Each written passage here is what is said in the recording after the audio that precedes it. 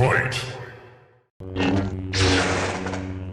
Okay, no video told me to do this, and the official procedure in the Spyder manual did not say to do it, but right down there, if you remove the black cover, which I already have, and you, if you locate this leftmost relay, that's the circuit opening relay, and if you pull that relay out and then you crank the engine, the fuel pump will not be pumping, but the fuel injectors will be, and it should relieve the pressure in the system.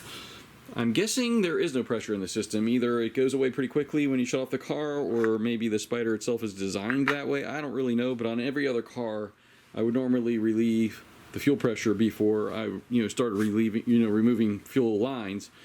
But the next step in the procedure is to actually remove the battery, and you won't be able to crank if you do that. So I'm going to do this. You do what you want.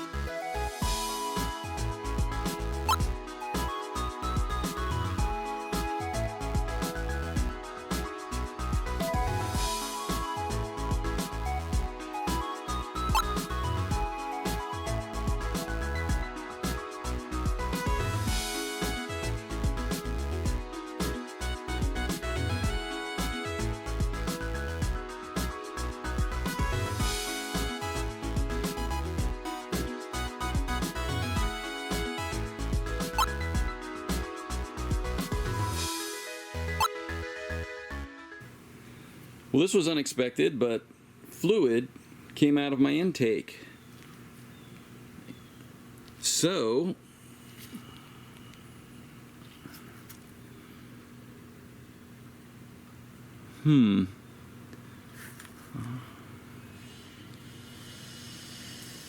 interesting. It's coming from here.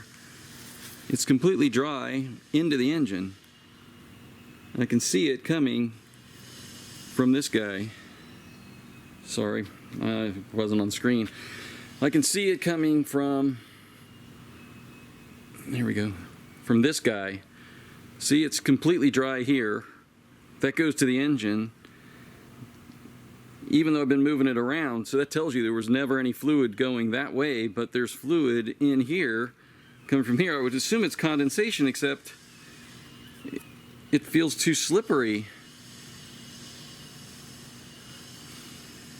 Doesn't smell like coolant.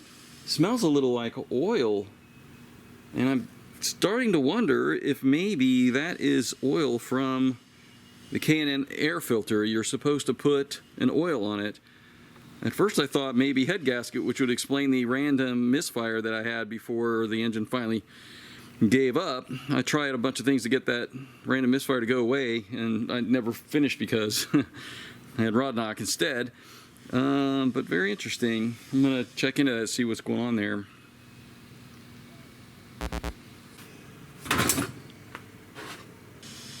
So it was a fair amount of oil too. I would say, so it's here and there and there. I'd say it was a good 3 or 4 ounces.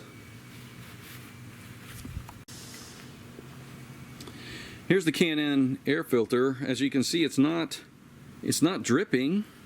But it smells just like that oil. So I've heard people say that the oils in these can eventually, the particulates, get on the MAF sensor and mess it up. And I replaced the MAF sensor at one point trying to solve that random misfire problem because of that. And now I'm thinking that it's gathered. Fortunately, it pulls off like to the side into that little chamber there. I think that's really, it's either there for that purpose or it's there for the sound of the intake. I'm not sure. I've seen these on every car and I've never known what they were for. But maybe that's what it's for. I think as the air flows over it, it creates a low pressure, it sucks the fluid out and it gathers in that little tube there. So I think that's pretty cool because it looked pretty dry going into the engine, but clearly there was plenty of oil on the ground that came out of there. And I think it's just K&N oil that you spray into these things. So just FYI.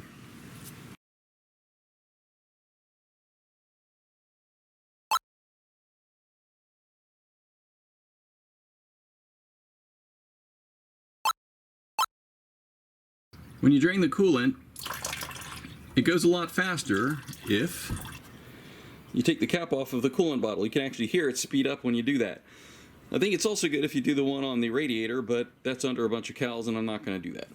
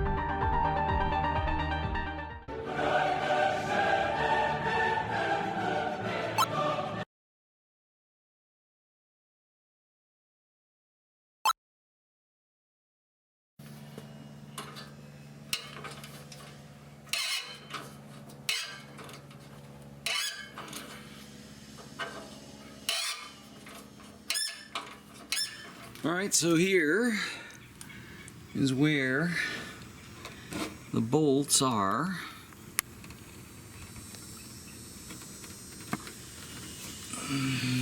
Okay, I'm gonna come up in there.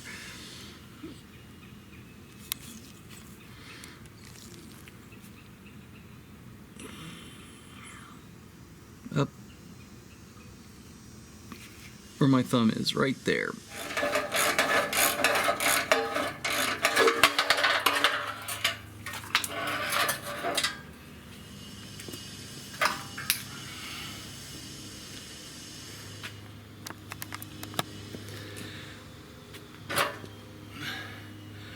Well, I don't know what God was smiling on me today, but those exhaust bolts actually came out pretty easy. I mean, they were hard, but they came off. I mean, they're actually whole bolts, not rusted, rounded off things. So, win.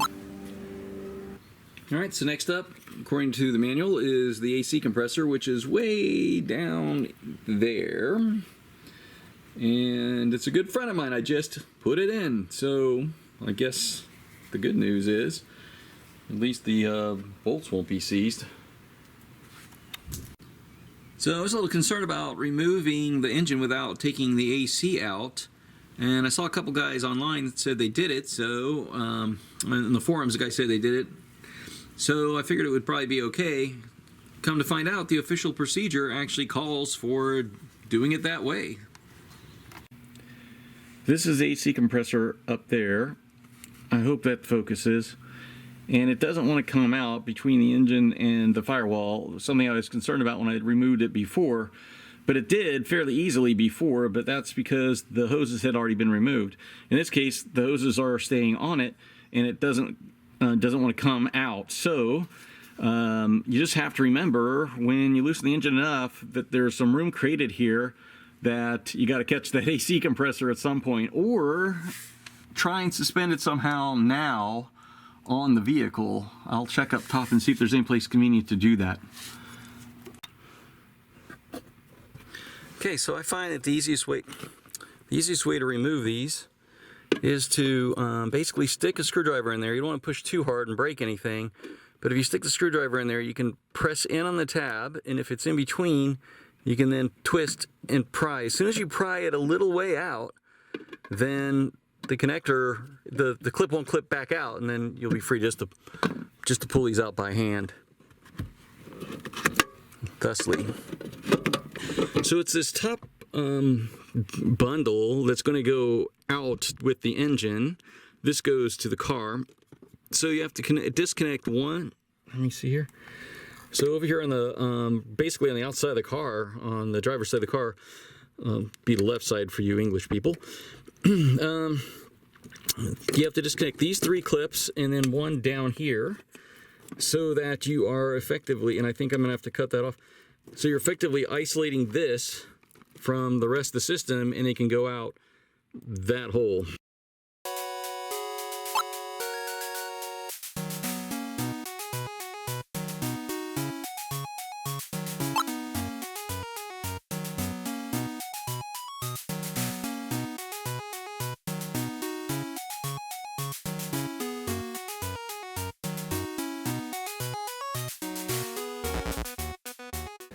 Okay, it says to remove this ground wire here from the engine. It's a big one. It's like 14 millimeters, strangely.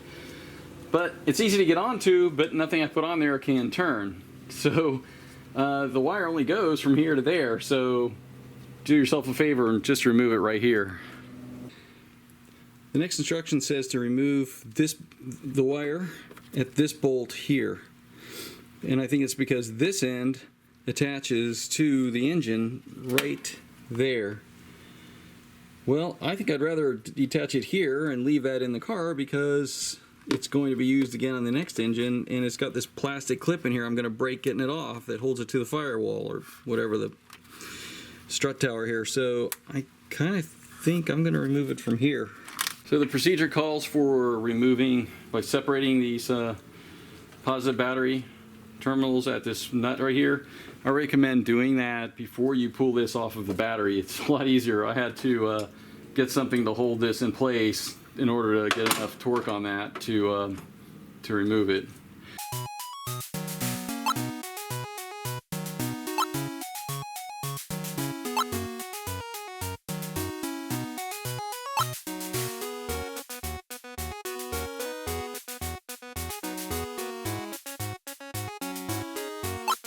The next step is to remove this hose.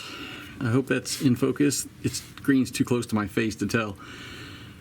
It's really short, so there's a clamp here at the firewall, and then there's a clamp right there on the engine.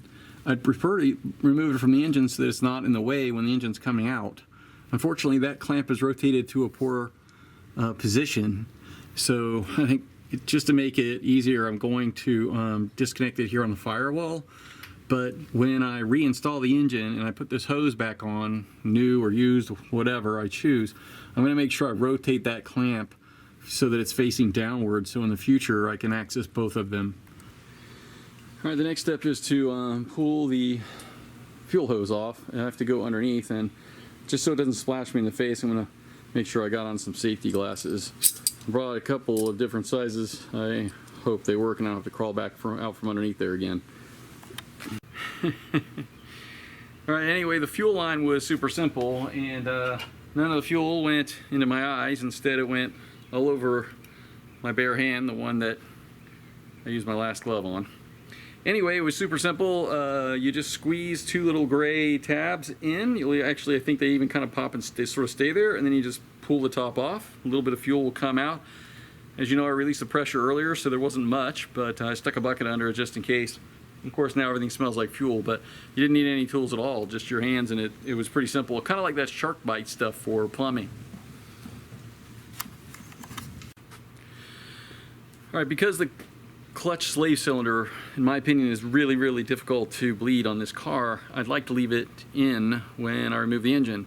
I read on the internet that it can be done, and I just looked at it, and it looks like it's possible, but it's a little bit tricky. You pull the two bolts on the clutch slave cylinder, and that's it. But then when you remove the engine, the motor mount comes in two pieces, and the clutch line is attached to that, and you can't pull it off unless you were to grind through. It's got kind of a ring, and it goes through it. So if you were to grind through and then pull it out, then it'd be possible. But if you want to leave it just as it is, then you have to make sure that both pieces of the motor mount stay in the car. So you disconnect the motor mount that attaches to the engine at the engine, technically the transmission in this case, and not the bolt that goes through that joins the two together, or the one that's on the car.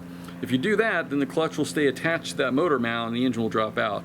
It looks definitely doable, but you just got to make sure you don't accidentally pull the motor mount from the wrong bolts, because then you'll just be stretching the clutch line.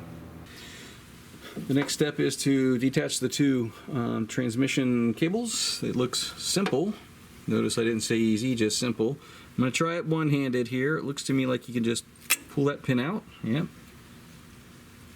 Put it in the magnetic thing so it doesn't get away. Pull. Sorry, let me rearrange. Let me redo the camera there. Okay. And pull. And then I think this is a washer. Yep, so you don't want to lose that. And another washer. And the cable should just slide up and off. Just like that. Alright, that's not the only place though that needs to be disconnected. If you look here, it's connected to the transmission there as well. There are two of them. One here and one back there, so I'm gonna have to do that by putting the camera down. Alright, so this is another case of just retarded over engineering. I have no idea why they have to do this. This clip is supposed to be replaced when you put these cables in. I mangled it trying to get it out. This is one of the hardest things I've done on the entire car. It was ridiculous. And it just messes the whole thing up. And it's so unnecessary. I mean, it just has to fit in a little freaking groove and not move. And for that, they have to make all these little tabs that catch on everything. And it's amazing. You can hang a battleship from one of those little teeny tiny tabs, but bolts will break. It's honestly, this really annoyed me a lot. But I messed them up getting them out. One I was able to force out. The other one though really hung in there. This one really hung in there, and I mangled it severely in order to get out. But I don't want it to shift to right, and I don't want it to be loose or anything, so I'm going to probably just get replacements at Toyota. Alright, I'm about to enter the hard, really dirty parts, so I'm trying to put on my gloves. The only problem is I accidentally bought medium-sized gloves for large-size hands. Very uncomfortable.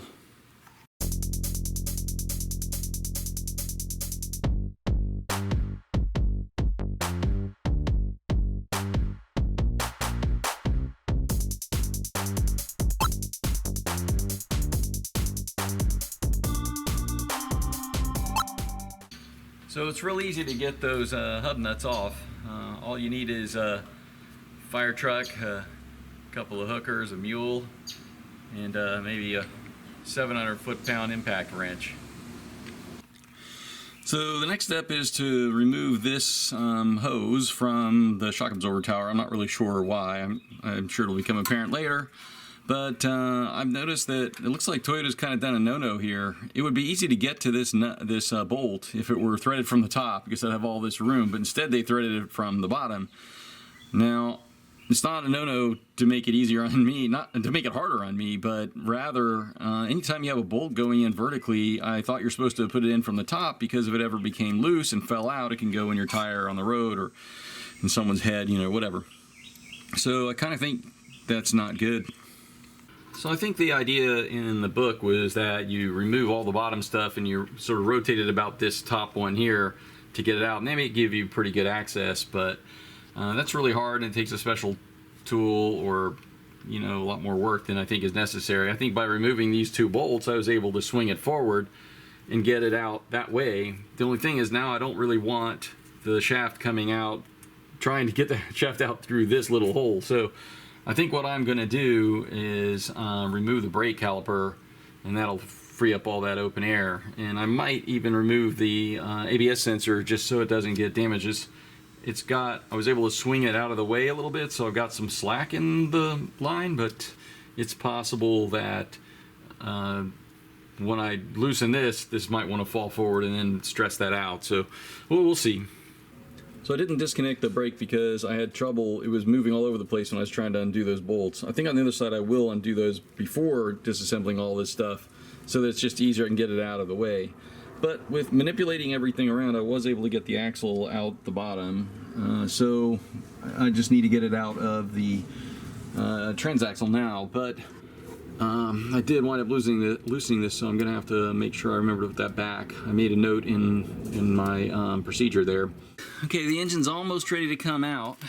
The procedure does not call for removing this bar, but I can see that it's in the way, and on this side it's in the way as well. Let me see sorry if I shake the camera a little bit. Right here, if the engine were to come straight down, it would hit this bar, and right here, the transmission, there we go, where my finger, right there, the transmission would hit the bar. So I'm going to remove these two. The whole back of the car will probably collapse. I'm just removing this last heat shield. I'm not sure why I left it in the first place. There's a bolt there and a bolt there, and I think that's it. It is 8:41 in the morning on the day before Halloween, my favorite day of the year, and I'm at the point where I'm ready to actually pull the engine out of the car. When I first started this, the idea was pretty simple. Undo everything, lift the car up off the engine, pull the engine out. Unfortunately, there's not a lot of detail in that plan, and I've been thinking through those details basically all night long. And I've come up with 3 plans, and they're all horrible. I just got done watching the video by a guy who has a channel called Stark Reality. I'll put a link in the description, and that was very helpful. I see some of the things he did wrong, and so I can try and change that. But ultimately, I'm not sure any of them will be successful.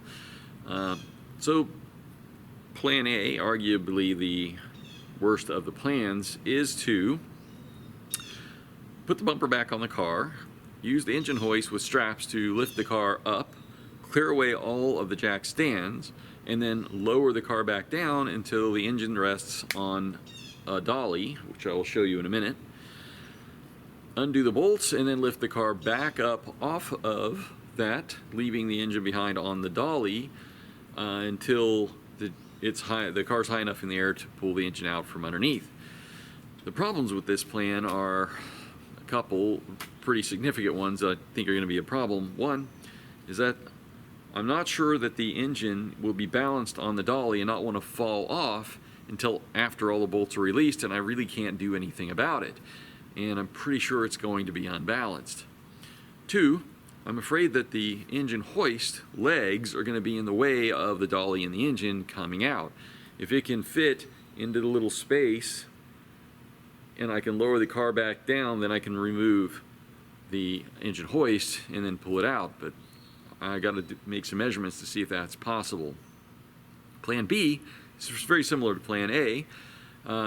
Lift the car up the same manner, pull the jack stands out, drop it back down, put the engine on the dolly, undo all the bolts, then raise the car up and put it on jack stands so that the engine can be rolled out in the absence of the hoist. But that generates a lot of angle on a jack stand, which can cause it to spit out or the car to slide off. They're not meant to have a lot of angle on them. I can mitigate this by putting something under the front of the car, which I would also do in Plan A, changing that angle. Plan C, arguably the best of all the plans, is to remove the entire structure from out from underneath the car, giving me more room to wheel the engine out. And then I could probably put on jack stands and wouldn't need the engine hoist to hold it in place at all. All of the planes have the problem with the engine not being balanced on the dolly, and that's something I'm going to have to think about here for a bit. But let me show you the other parts that I have. This is the dolly, and as you can see, it's not real big. I'll show you how it is in relation to the car. I can't quite get them both on the screen at the same time, but I do have a board I can place on that, which will help spread the load. But yeah, I've got a lot of concerns about that.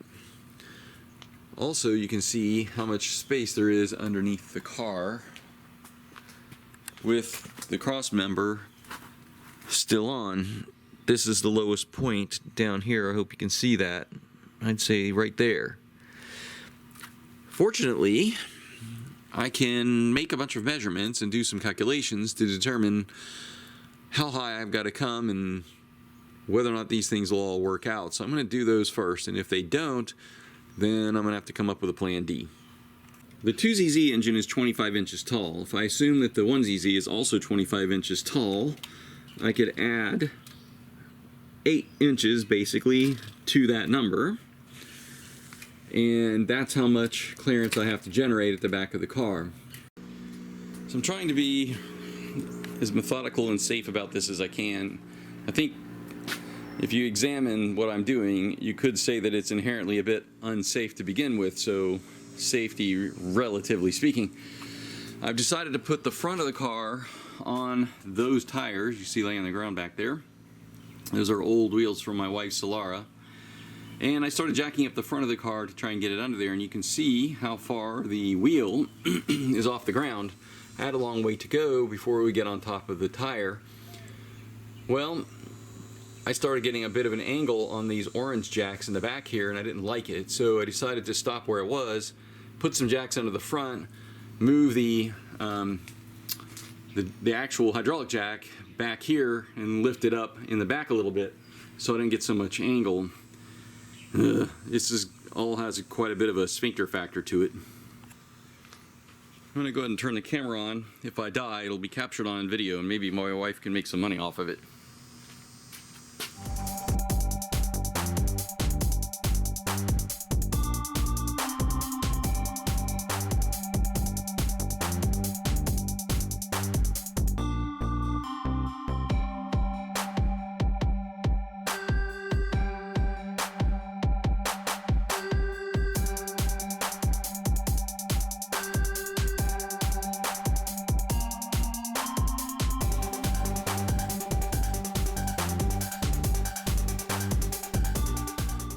Alright, the front of the car, the wheels of the front of the car are now officially on the old Solara rims. And the back's on jack stands, and let me see what kind of room I have now. So I think I have about 14.5 inches clearance now, so I got a little way to go. Alright, from looking at how the 2ZZ is built, and this appears to be built the same way, and how the engine fell on the other guy, I'm pretty sure it wants to lean backward toward the exhaust side, which kind of makes sense because the engine angles sort of backward. Also, the heavy exhaust manifold's on this side, whereas the intake manifold's just plastic on this car. So what I've done is I've just bolted this piece on. I don't know if it's strong enough, and it was just already a piece of junk I had laying around exactly that way. So I just put the screw bolt through there, tightened it down tight, and I got a block of wood to go under this motor mount, and I'm hoping those two things will block the engine from rolling, off of the cart. So I'm ready now to lower the car until the engine's on the dolly and get it done. So I'm going to start filming, and I'll record any disasters that happen.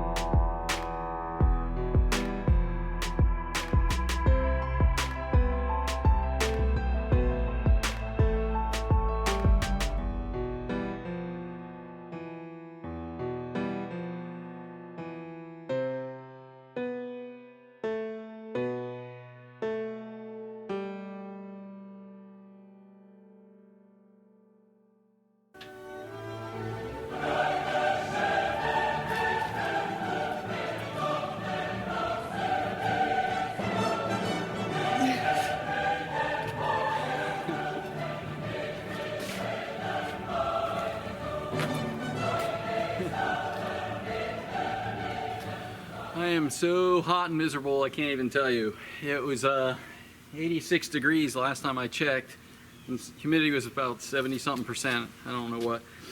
I'm very happy it's finally out. As hard as it was, I'm concerned about getting the new one back in, but it is what it is, right? Unless I want to abandon it this way. But after all that work, no way.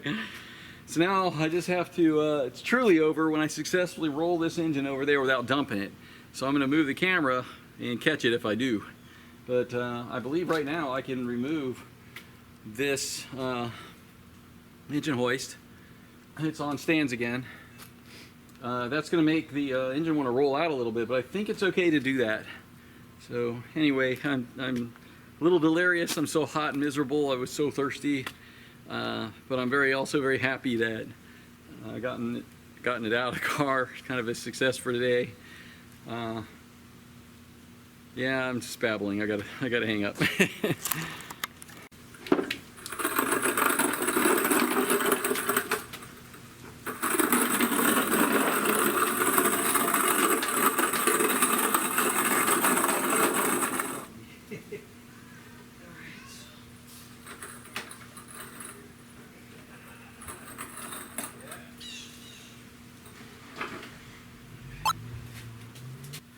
9 out of 10 backyard mechanics prefer Richards flat white paint to support their AC compressors. That is the end of round 2. I think because I was able to get the engine out of the car, I barely eked out a victory over the car this time. But I have to tell you, a lot of the time I really felt like I was losing. A few little things I wanted to mention that may not have come through clear on the video. One is that getting the driver's side axle out was like one of the worst parts of the whole ordeal, and I didn't even show it on the video. I followed the directions that Toyota had with taking a drift and then pounding it out. But I have to say it feels bad doing that because you can't really get the drift in this way to push it out. It's kind of much more at an extreme angle, and I feel like I'm pushing up as much as I am out. So consequently it takes forever and you're hitting yourself in the hand because there's not a lot of room down there. It's really dirty in my case and exhausting. And I really kind of felt almost like I was doing some damage, you know, or it could be because it's this upward, you know, pounding effect. It just doesn't seem like a good way to pull out an axle. By contrast, the one on the passenger side was 2 bolts and it basically fell out. So it was like ridiculously hard and ridiculously easy. The guy I mentioned a couple times on the video, his YouTube channel is called Stark Reality. He had an interesting method for doing this. He actually wrapped like a wire around the small part of the axle and brought it out on both sides and then wrapped it around like a big sledgehammer.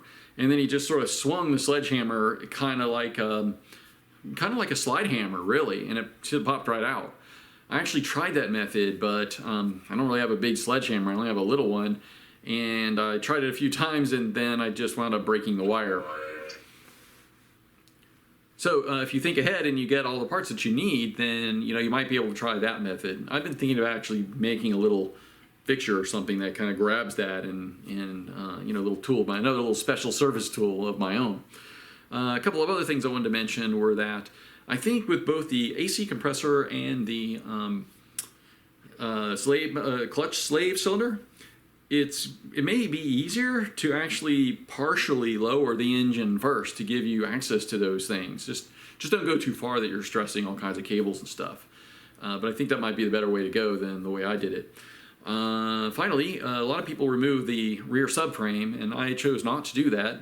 The procedure in the book didn't call out to do that, but as you saw during the pulling of the engine, I noticed that it looked a lot like the exhaust manifold was going to hit on that subframe, and I wound up pulling it out. It was close and it was tight, but the engine got kind of wedged in there, and that gave me a little bit more clearance. So I think pulling the subframe is actually a little harder because there's a lot attached there, and of course you'll have to line the car afterward. In my case, I probably should, but I think it'll be okay. I need new tires anyway, so in a couple, 3 weeks I'll be getting it aligned after new tires anyway. but there are different ways of doing this, obviously. I think by having the exhaust manifold out, it cleared the subframe just fine. There's really no reason to, except if you can't lift your car high enough. Now the guy on this Dark Reality thing, he had trouble. His hoist was hitting his door, trying to lift the car high enough off the ground, but he also had really long straps, and I don't know why it didn't occur to him to just shorten the straps like I did. My straps were just super short and grabbed onto the bumper.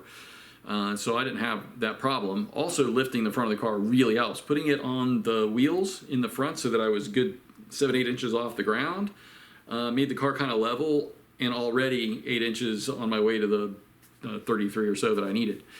So anyway, different ways to do it. There's another one that I looked at, another video I looked at called Touge Time, and they did it a little bit differently. I'll put a link in the video for that, and you can go see how they did it.